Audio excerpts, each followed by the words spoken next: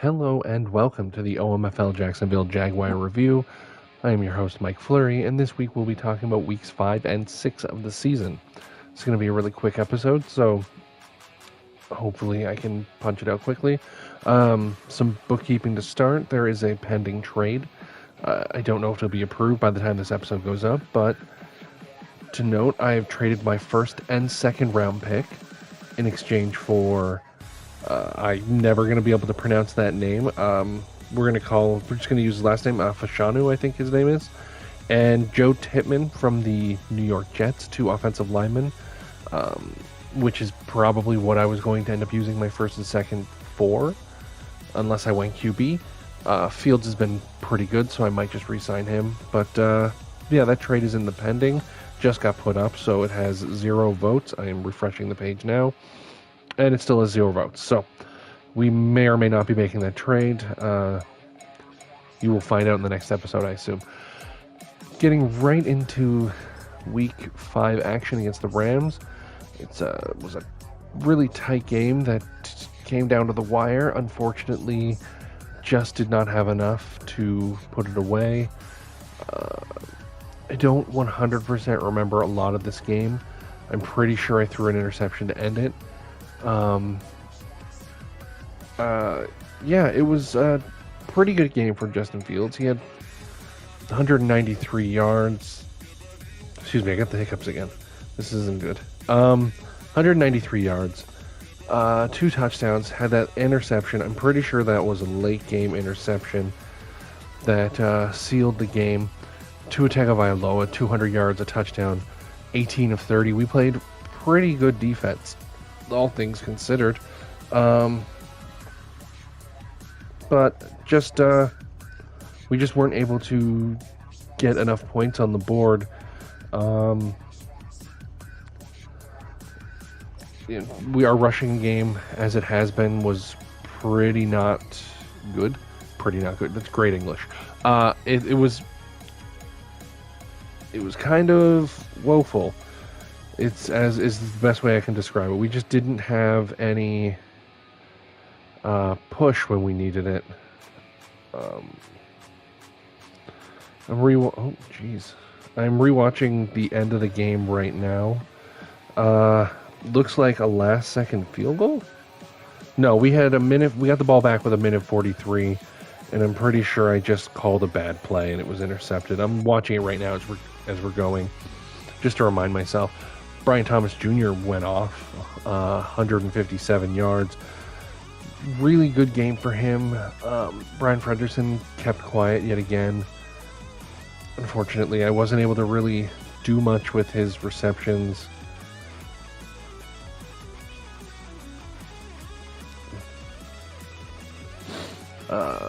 Sorry, I'm trying to see exactly how the game ended. I got about a...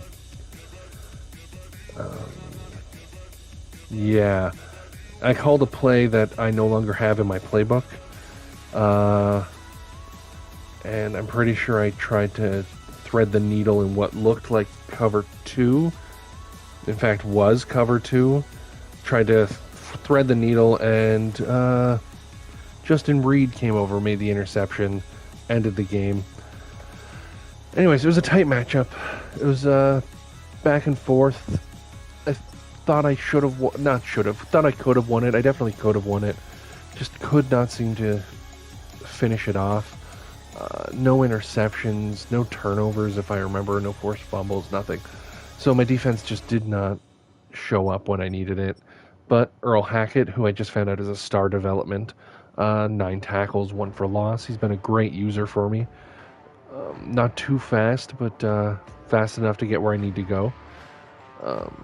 I'm pretty sure he has dreads. in the game, so I don't know what picture they're using, but I'm like, I don't know, 30% sure he has dreads. That's not a great number. I won't lie. Could be wrong though. I got him right now on my screen. Yeah, he does. He has dreads, like long dreads. That's weird. Madden for you, man. Yeah, the game was fine from my perspective. Other than my defense really not making plays when I needed. Justin Fields was good. He was accurate. He played well. My run game continued to not put up numbers. And that has been a problem all season. It continues to be a problem. It will be a problem in the next game. And it cost me the game in the end. Speaking of the next game, you look here, 141 yards of offense to 317. He had 20 first downs. This was an incredibly tough matchup. Another game I could have won, maybe not should have won, but I definitely could have won. I just couldn't get enough offense. He turned the ball over twice. I only turned it over once. But as you can see here, I just wasn't able to get things going for myself. 9 of 11, you'll notice the passing. I was also sacked 4 times, and I had 2 passes called back on penalty. No, 1 pass called back and 1 rush. And a 3rd penalty that he didn't accept. It's just one of those games where no matter what you do, I just couldn't get any time. The numbers look bad, but his incompletion, one was the interception, which we'll talk about in a minute, and the other one was a hit while he threw. This was as far as what I was trying to do with Fields, this is fine. This is not a terrible game.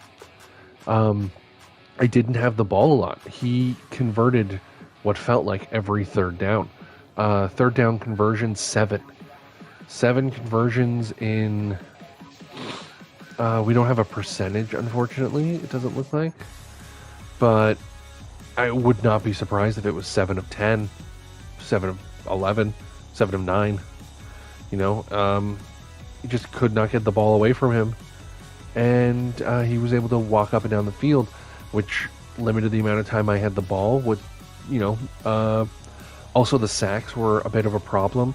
Had a couple opportunities where it looked like I caught him in zero coverage, or cover zero, or other situations where it looked like I might have an opportunity to make a play, but the offensive line couldn't hold up for that fraction of a second I needed, and he got sacked. He did have 1 good rush on in the 3rd or 4th quarter. I think it was the 3rd quarter that he had everything covered, and I was able to scramble and get a little space, and then I just took off. A little gray area. I don't 100% know if I was allowed to do that, but it wasn't a designed run at all. He also fumbled on that play, but it was out of bounds, so it didn't really matter to me. But you can see here, we'll go to his first. His rushing game was just really good, but like longs of 11 and 14, they were good, but I wouldn't say he dominated on the ground. He got some yards, just like wouldn't say he dominated passing the ball. 216 is good, 20 of 28 is fine. We had an interception. I also recovered a fumble on a 4th down play. He made a pass to Ricky Purcell, and we were able to strip the ball and scored a touchdown, which of course means of the 17 points we scored, only 10 were from the offense, but that's just another situation where part of it was just our running game. Our running game, 3.6 yards for ETN, 4.8 for Hubbard. He was fine in his limited touches, but I could not get ETN going. He could not break anything. His long was 6, as you see. Just no space to move, and if he can't get a couple yards, it gets a lot harder. I was completing passes, but, these drives with him staying on the field as long as he did, I didn't really get a chance. I didn't even use like most of my playbook. I have, I would say, 30 passing plays I like to use. In any given game, I like to use 15 to 18. I mean, I'm aiming for 12 passes a game, but I have 15 to 18 that I'm constantly thinking about and setting up and trying to get, and I just couldn't set anything up every time even the ones that I did manage to set up ended up in sacks.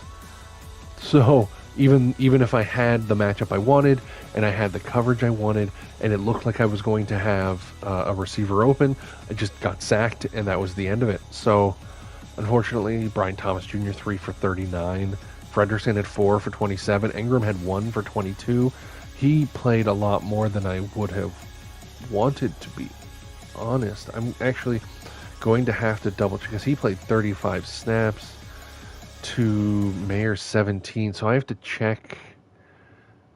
I got to do some looking at my depth chart to see if anything's going on there.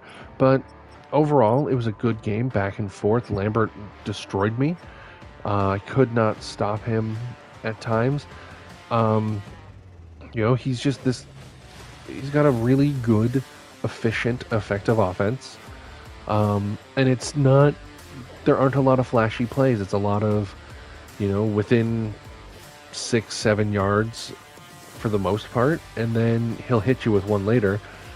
He'll get one, he'll break one off, or he'll get something big. But a lot of it's just, just knowing where he's going to go with the ball, getting the ball where it has to go, making the reception, taking the yards you give him, and just rinse and repeat all the way down the field. It's incredibly effective. It's basically the best version of my offense, except he's better at it. Just plain and simple, he's better at it, and he has more. He runs more of like a quick hitches and stuff like that. It's just a really great offense. It's my kudos to him. It's basically two people running the same style of play. I would honestly say defense, trying to run the ball a bit, and the passing. Yeah, he passes a little more than me, but his passes are essentially runs. They're really kind of checkdowns and trying to get his receivers some space to move. And it's just a great offense, and he played really well. He was down early. I couldn't, because of all the sacks, I wasn't able to. Oh, Brian Larson killed me. 2 tackles and 2 sacks. Damn. That was Brian Larson revenge game. I have to write an article about that. Just every chance I thought I had to really put pressure on him to get a 2-score lead or to really shut him down, he just found a way to keep the ball moving, keep going, and scored points. And hats off to him. It's why he's one of the best in the league. He's just incredibly efficient, very difficult to stop, and very difficult to beat with your offense. I will have one gripe. Oluokun had a pass deflection that I was using him, threw the ball right at me. I pressed and held triangle, and he didn't animate to catch it. He animated to swat it like it was an annoying fly. Should have been a pick. Should have been a pick while down 4, deep in his territory. Could have changed the game. I don't know if that's a setting issue, like if he's conservative play ball or something and the game just doesn't give it to you, but overall it was just a really frustrating play because he ended up converting on, I think, the next play and then drove downfield, kicked the field goal, went up 7 instead of 4. But I can't, 13 tackles, he forced the fumble, he had 2 deflections, he played really well. I had 0 pressure. I think I had 1 or 2 user pressures, but that was about it. Cisco had the interception I was talking about. Just overall, not a terrible game, but not a game that we're gonna write home about. It is it is kind of the best and worst version of my offense in this game. He played the best version. I played the worst. Just too many sacks to really to continue series. I mean, the way he played is the way I would like to play. You know, get a couple plays, pass the ball, move the chains, move the chains, move the chains. He was able to do it. Sacks really prevented me from hitting any play that I had kind of drawn up to give me to give my running game space and to make plays. All of my big passing plays, including the interception, which I thought I read single coverage. I thought what I was reading was cover one or cover zero, and it turned out what I was reading was I think a cover 3 or 4, but I was reading the wrong corner. So when I threw it up, thinking that Brian Thomas Jr. had beat his man, what I'd actually done is thrown it into the zone of his corner who was going deep. Where are we? Yeah, this guy threw it into his, and that you don't want to do that. He's too good to be throwing passes anywhere close to him.